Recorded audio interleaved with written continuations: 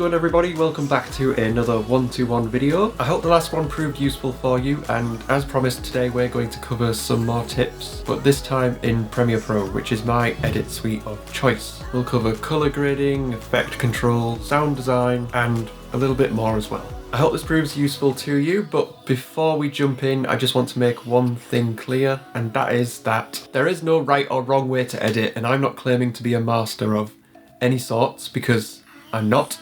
I've definitely got a lot to learn as well. This is just my way of doing things. Some people watching this will be scratching their heads and screaming at the monitor at the way I do things, but editing is all about what works best for you. So the point of this video is for you guys to get some tips that you might be able to apply to your footage. Same as last time, it's all about finding what works best for you.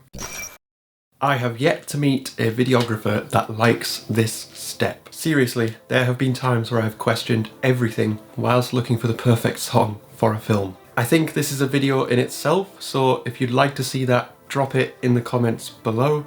That could be a comedy.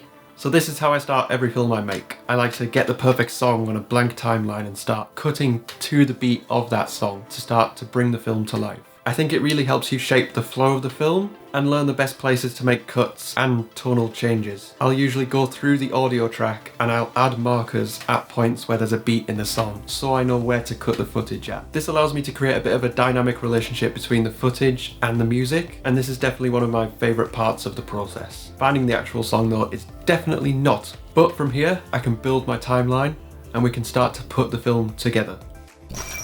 So once I've got the structure of the film down, my next step is usually to begin colour grading the footage. Now, because I shoot a lot of landscape material at golden hour, I always like to try and bring out those warm orangey tones in my colour grade. With the footage we're using today, the colour palette is primarily blues, greens and some orange accents. So I'm going to be using an M30 LUT, and this gives the footage a very warm orange tone with a hint of blue in the highlights.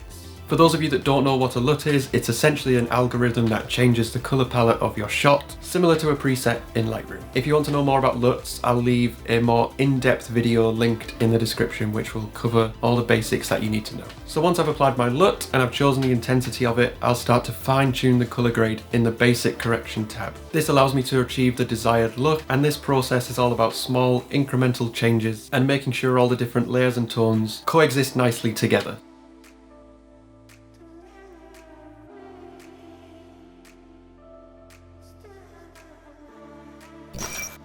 Now, as discussed in the last video, drone shots really benefit from scale, so using scale keyframes to add that extra layer of depth really helps bring your shots to life. I particularly like using them to make the shot feel a bit more 3D, so if we use this shot of cat bells in the Lake District as an example, I've used the tool to get closer into the mountain. To do this, I added a keyframe at the start of the clip and I added a keyframe at the end, and the one at the end had a scale increase of 10. So now as the shot plays out, we're zooming closer in onto the mountain and we get a nice parallax effect with the mountain's summit. It is a really great tool, and it's something you can get really creative with once you've become familiar. I usually base the size of the scale by how long the shot is. So if it's a quite a short shot like this one, I'll increase the scale by about 5 to 10. But if the shot's quite long, the maximum I'll go is about 25. I love adding sounds and background noise to my work. I think it creates a whole other layer of depth and it really immerses the viewer in the video. This is so important for drone footage because right from the outset the drone doesn't record any audio, so that's the barrier that we have to break. I would say it's a no-brainer to be adding sound effects and foleys to your drone work. However, I have been pretty guilty of going way too overboard in the past, so my advice would be to keep them quiet enough that they feel natural and part of the experience, and loud enough that you can hear them. You can find really good quality foleys on a few websites which I'll link in the description below, and a lot of them I actually get on location too.